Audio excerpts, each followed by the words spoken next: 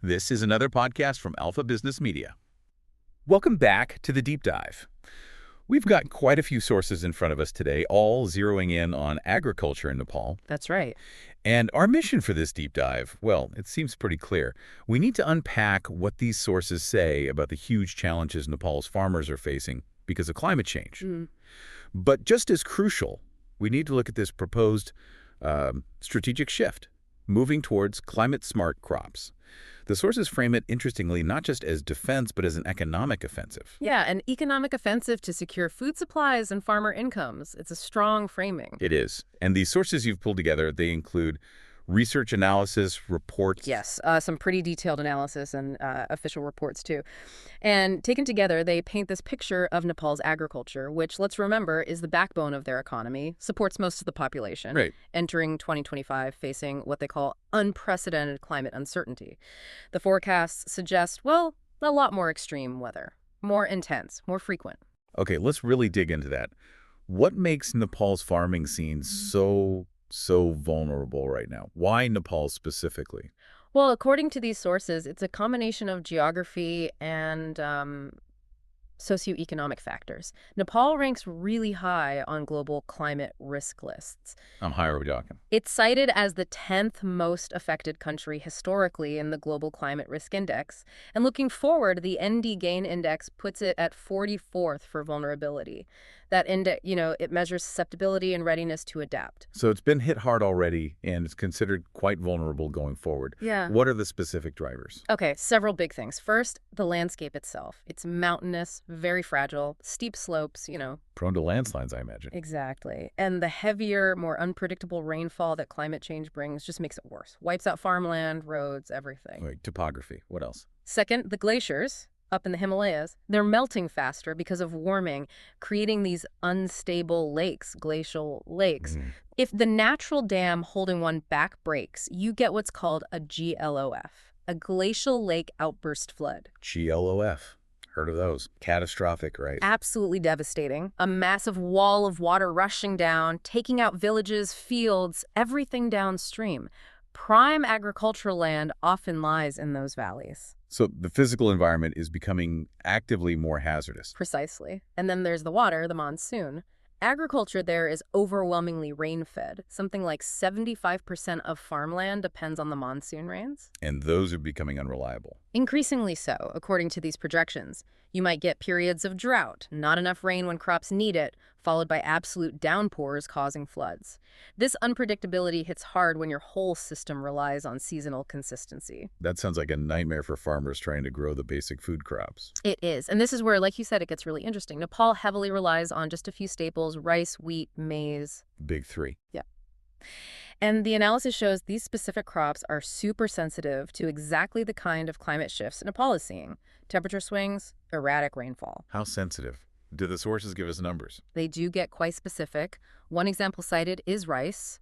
Just a 1 degree C rise in average summer temperature could potentially slash yields by over 4,000 kilograms per hectare. 4,000 kilos, just from 1 degree warmer.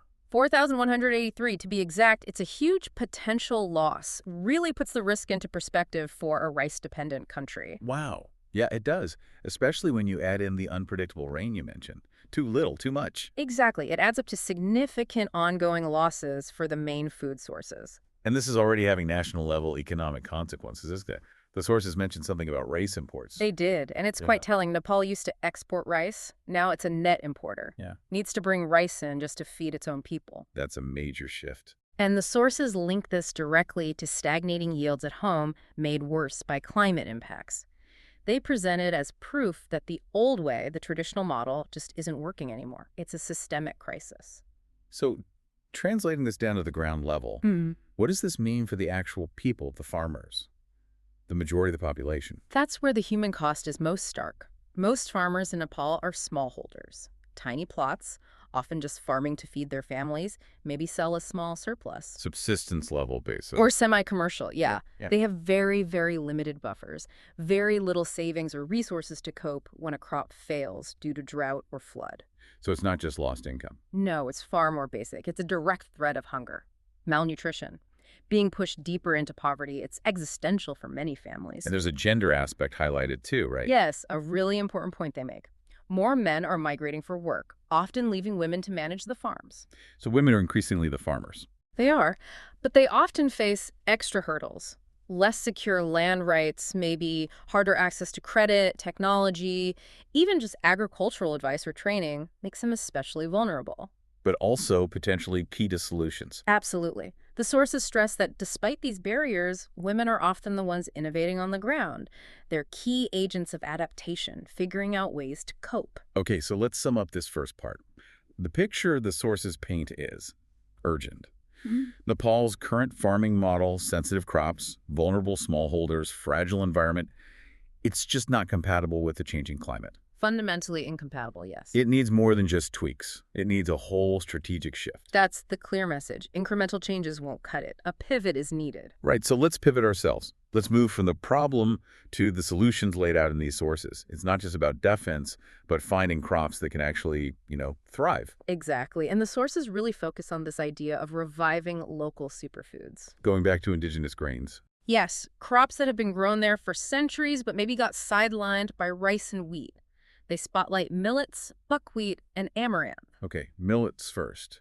Things like finger millet kodo, foxtail millet kaguno. What makes them climate smart? Well, millets are just incredibly tough, efficient plants. They're what scientists call C4 plants. C4, what does that mean in simple terms? It means they use photosynthesis more efficiently, basically. They can grow well even when it's hot and dry, using less water compared to C3 plants like rice or wheat. Okay, so drought tolerant, that's key. Exceptionally drought tolerant. Plus, they can grow in poor soils, need less fertilizer, fewer pesticides, and crucially, they have short growing seasons. How short? Depends on the type, but typically 60 to 110 days. Big advantage when the monsoon is unpredictable. Yeah, it gives you more flexibility to plant and harvest between extreme weather events. Exactly. Reduces the risk of losing everything. And nutritionally. The sources call them superfoods. They really are. Yeah. Packed with protein, fiber, essential minerals, iron, zinc, calcium, things often low in rice-heavy diets. Gluten-free, too, you mentioned. Naturally gluten-free, yeah. Big plus for the health market. And low glycemic index, good for blood sugar. The sources suggest branding them, maybe as Himalayan superfoods, could really add value. Is the science there? Has NRC, the Nepal Agricultural Research Council, identified good varieties? Yes, that groundwork is done. The sources explicitly mention NRC has recommended specific varieties adapted for Nepal. For finger millet, they list names like Cabre Kodo 1, Cabre Kodo 2, Okla 1. So these aren't just ideas. Tested varieties exist. Correct. They're available, scientifically backed. Okay, what about buckwheat, or fapar as it's called? Buckwheat's another star performer, especially at higher altitudes. It handles poor, acidic soils well, places where other crops might fail. And also a short growing season. Relatively short, yeah. Around 70 to 90 days. Good for those shorter mountain summers. And it's already used in local food, right? Yeah. Oh, yeah. Used for traditional flatbreads, roti, noodles. So there's already a built-in market. People know it. And again, RRC has recommended varieties available: Sweet Fapar 1, Tight Fapar 1, and Enicus 2. Got it. And the third one was grain amaranth, latte. Amaranth stands out for its incredible drought resistance. Needs very little water. And nutritionally.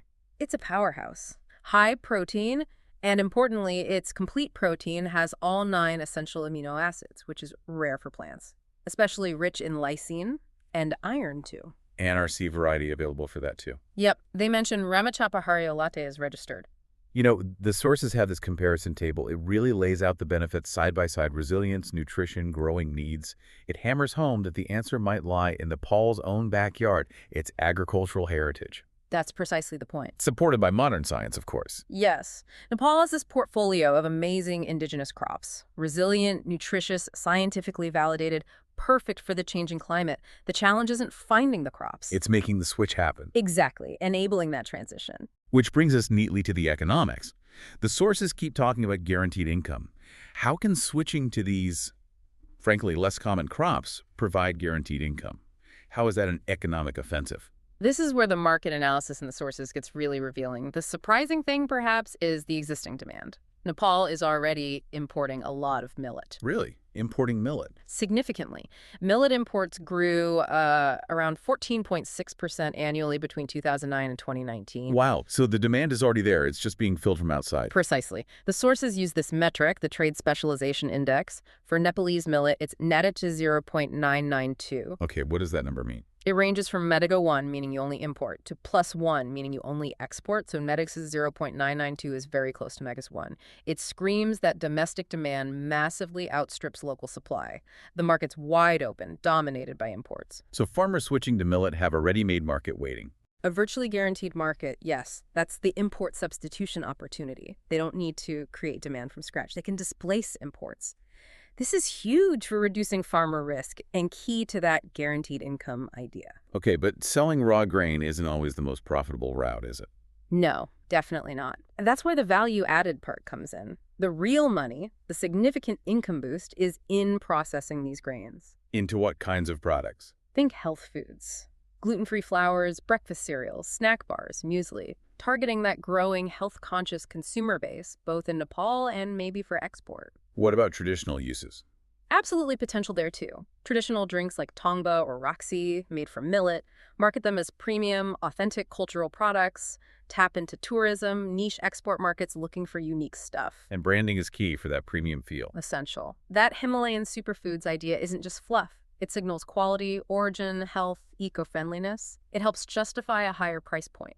But building this whole value chain processing, branding that needs investment, surely. The sources said it's fragmented now. It is fragmented, and the sources identify this clearly. It's a hurdle, yes, but also a major investment opportunity, particularly for the private sector. What kind of investments are needed most?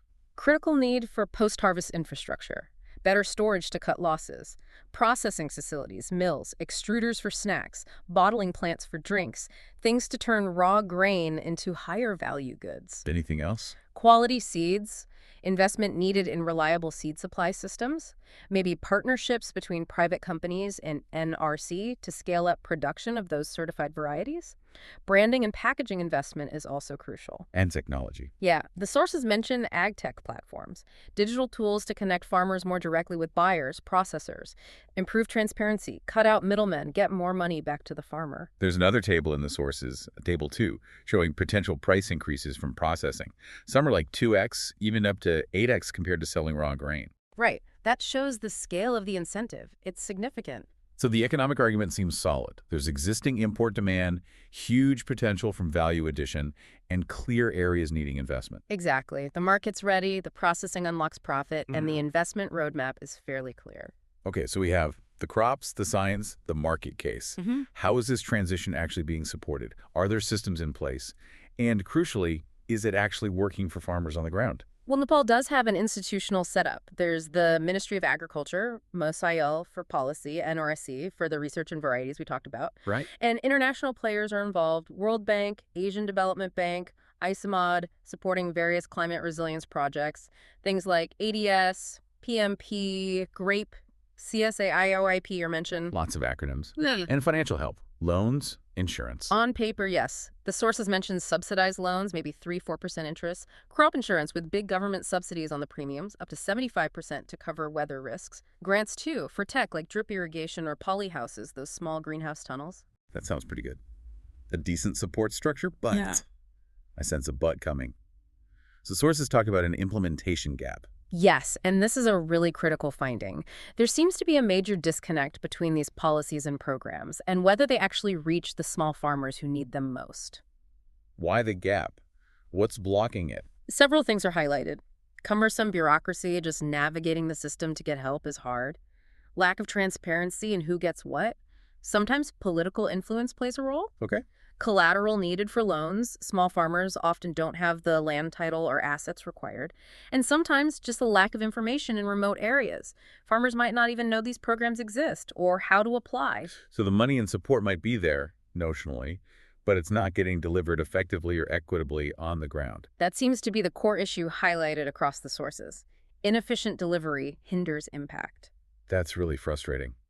But despite those systemic problems, the sources do provide evidence that when the support does land properly, it makes a real difference. They have success stories. They do, and these stories are powerful. They show the potential. There's Sita Sharma Dakal, 29 years old, in Dalek district. What did she do? She got involved in a project, got training, access to resources, adopted things like a polyhouse, drip irrigation on her farm, just over a hectare. The sources say she's now earning a steady 30,000 to 40,000 Nepalese rupees a month. Wow, that's a significant stable income. Huge difference for her family, and she's become a leader in her community, sharing what she learned. Great example. Any others? There's Jamuna, 45, in northern Nepal. Her family struggled financially. She got training, started using plastic tunnels for vegetables, organic fertilizers. Her yields shot up. And the impact? Consistent income, enough to pay for her son's education. Her farm apparently became like a learning center for the village. Fantastic. And one more, Kandari. Kandari's story in remote Bajura highlights the cooperative approach. She helped start a women's farming cooperative. Working together, adopting new techniques, getting better market access. She now earns enough to send her son to school. The co-op gives them collective strength. So these stories, even with the implementation issues we discussed, they really are proof of concept. They show transformation is possible when farmers get effective support. Absolutely. They shift the focus from just vulnerability to the farmer's own capacity and agency when enabled. Okay, so pulling it all together from this deep dive. Yeah. What are the key recommendations coming out of the sources? What should happen next for different groups? For the decision makers government, MOALD, the big one, is fix that implementation gap.